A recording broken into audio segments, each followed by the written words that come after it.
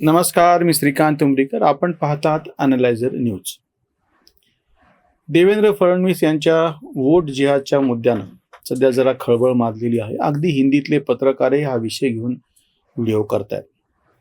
प्रदीप सिंग म्हणून जे आपका अखबारवाले ज्येष्ठ पत्रकार आहेत, त्यांनी याच्यावरती व्हिडिओ केलेला आहे.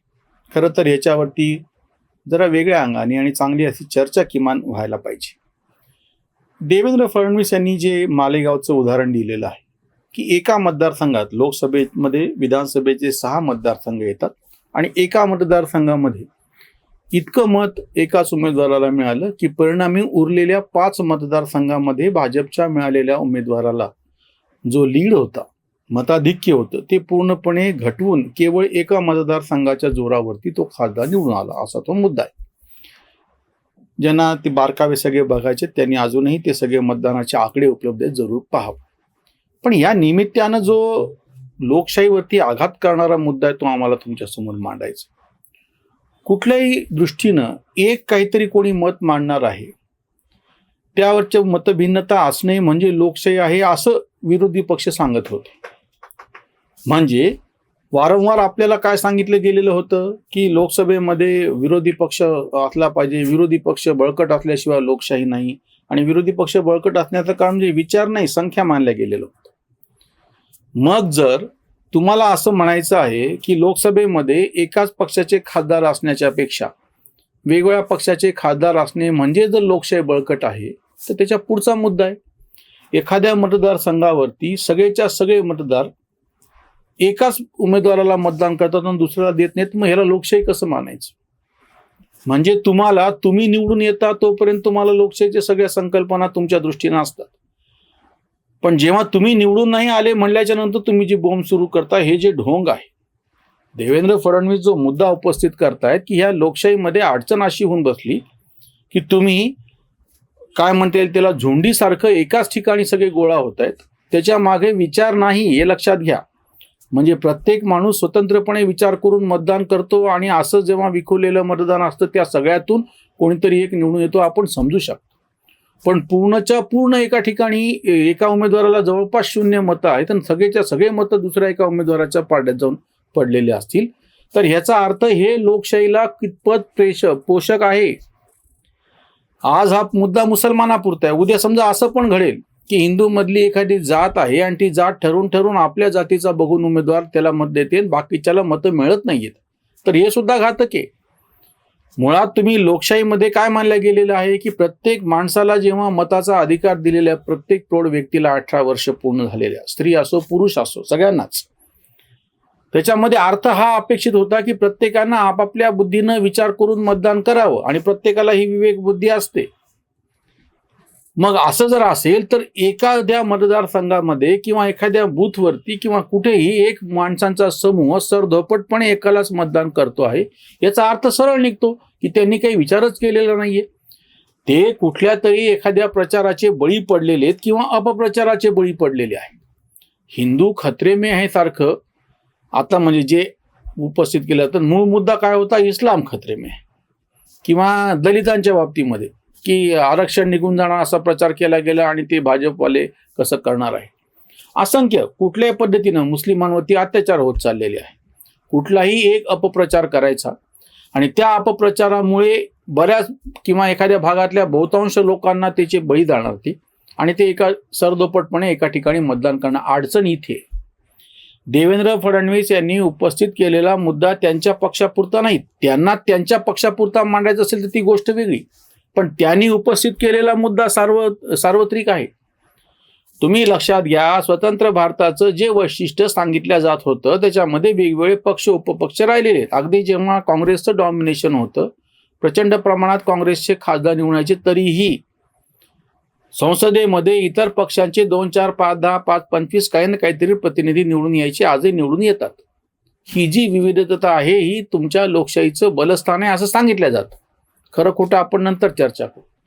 मग जेव्हा विरोधी पक्ष अशी बोंब करतात आणि आता इतक्या मोठ्या संख्येनं 234 इतक्या संख्येने विरोधी पक्ष निवडून आलेले आहेत लोकसभेमध्ये, आता प्रश्न जो उपस्थित होतो जे देवेंद्र फडणवीस ज्याच्यावरती एक्सरे टाकलेला आहे किंवा प्रकाश टाकलेला आहे की एकेका बूथवरती एकेका मतदारसंघामध्ये तुम्ही ठरवून अशा पद्धतीनं वोट जिहाद केला आणि एका धर्मानं मुस्लिमांनी ठरवून एका ठिकाणी मतदान केलं, दलितांनी एका ठिकाणी मतदान केलं, जातीनं, आता तो एक मुद्दा बऱ्याचदा उपस्थित होतो. एखाद्या जातीचा उमेदवार असेल तर त्याच्यासाठी त्याच्या जातीचे लोक मतदान करतात. प्रत्यक्षात किती होत असेल गोष्ट वेगळी. जर असं एखाद्या ठिकाणी घडलं असेल तर हे लोकशाहीला घातक आहे. मग हे सगळे जे लोकशाही बचाववाले आहेत, संविधान बचाववाले आहेत, मोदी हिटलर आहे, हुकुमशाह आहे, मोदी अमित शहा, RSS कशी याच्या नावानं जे बोंब मारतात, त्यांनी याचं उत्तर द्यावं की मालेगाव मतदारसंघामध्ये एका मतदारसंघामध्ये पूर्णपणे मतदान एकीकडे होतं आणि उरलेल्या 5 मतदारसंघामध्ये मतदान एकीकडे होतं. याला काय म्हणायचं? ही लोकशाही कशी? जर तुमच्यामध्ये वेगवेगळी मतं आणि त्या मतांचा आदर करणे आणि त्याप्रमाणे त्या माणसाने मतं देणे. दुसरा एक अजून फार वाईट प्रकार आहे जो या निमित्तानं पुढे येतो, त्या मुद्द्याचा विचार केला पाहिजे.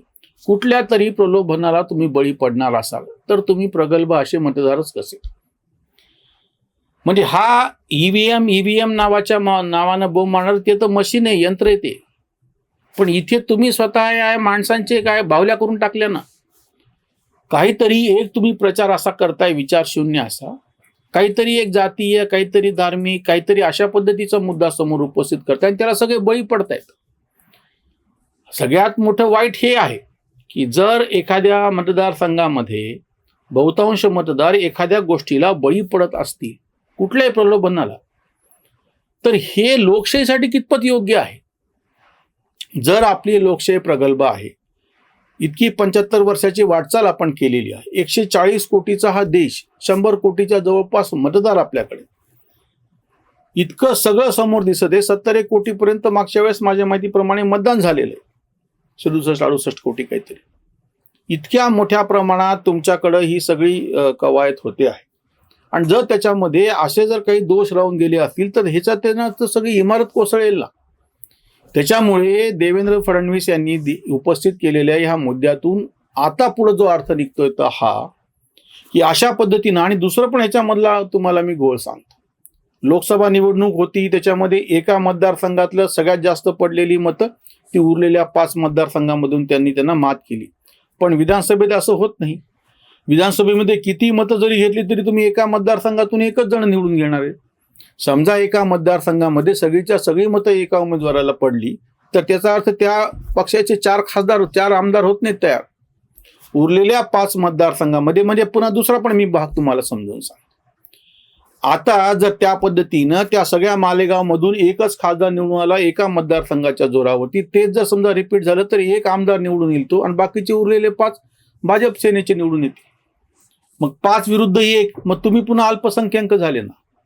म्हणजे ही जी गोष्ट तुम्हाला लोकसभेसाठी गोड वाटली आणि त्या जीवावरती तुम्ही बाकीचं सगळं निवडून घेतलं, पण इथे आता विधानसभेसाठी विखुरल्या गेल्याच्या नंतर त्या मतदारसंघातून 5 आमदार विरोधी म्हणजे भाजप सेनेचे आले आणि 1 जर विरोधकांचा महाविकास आघाडीचा आला तर संख्येच्या बळावरती ते परत हावी झाले.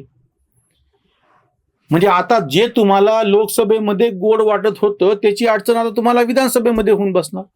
तुम्ही तुमची या शहरातलं तुम्हाला मी उदाहरण सांगतो. शेवटी छत्रपती संभाजीनगरमध्ये 115च्या जवळपास वॉर्ड आहेत, 125 का 115 असे काहीतरी. याच्यामध्ये 25 वॉर्ड असे होते की ज्या ठिकाणी दलित मुसलमान मतं जास्त प्राबल्याने होते आणि काही ठिकाणी दलित. ह्या सगळ्यांनी मिळून प्रयोग असा केला आणि त्या सगळ्या मतदारसंघामधून AIMIMचे 20 का 21 जवळपास नगरसेवक निवडून आले, 4-5 त्यांनी दलित निवडून आणले, म्हणजे 25चा एक दलित मुस्लिमांचा गट तयार झाला. बरोबर आहे, तुम्ही तुमचं एक गठ्ठा केलं. पण ह्याचा दुसरा तोटा असा झाला की उरलेल्या मतदारसंघामध्ये त्याची प्रतिक्रिया म्हणून तुम्हाला एकही तुमचा नगरसेवक निवडून आणता नाही आला. जर कोणी असा वोट जिहाद करणार असेल आणि तेही अल्पसंख्याक जे मुळात एकूणच कमी आहेत, 17-18% आहेत, 17-18% जर अशा पद्धतीनं आम्ही एकत्र येऊन काही करू शकतो दाखवून देणार असेल तर ह्याची प्रतिक्रिया म्हणून, त्याच्यामुळे देवेंद्र फडणवीस जे बोलतायत त्याचा दुसरा एक उलटा अर्थ लक्षात घ्या.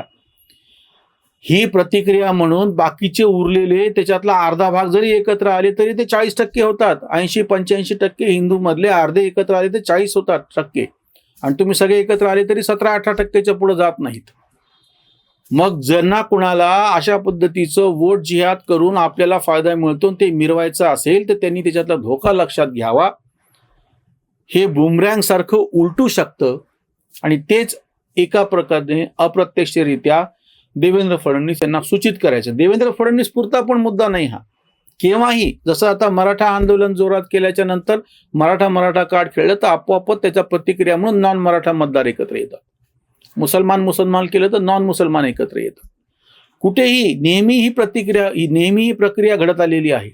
तुम्ही जर एका सगळ्या ठिकाणी येण्याचा सगळी विवेक बुद्धी बाजूला ठेवून अशा पद्धतीचा जर वोट जिहाद करणार असाल तर त्याच्या प्रतिक्रिया म्हणून उरलेली मतं एकत्र येऊन त्या उमेदवाराचा पाडाव करतील. आणखी आत्ताच्याच लोकसभा निवडणुकीमध्ये एकही मुस्लिम उमेदवार निवडून येऊ शकला नाही, कारण की महाविकास आघाडीनं मुस्लिम उमेदवारच दिलेला नव्हता. भले ते मुस्लिमांच्या जीवावरती वोट जिहाद करून निवडून आले असले तरी. ही प्रतिक्रिया, या पद्धतीचा वोट जिहाद हे धोकादायक आहे. तो केव्हाही बुमरँग होऊ शकतो. इथेच थांबूया. धन्यवाद.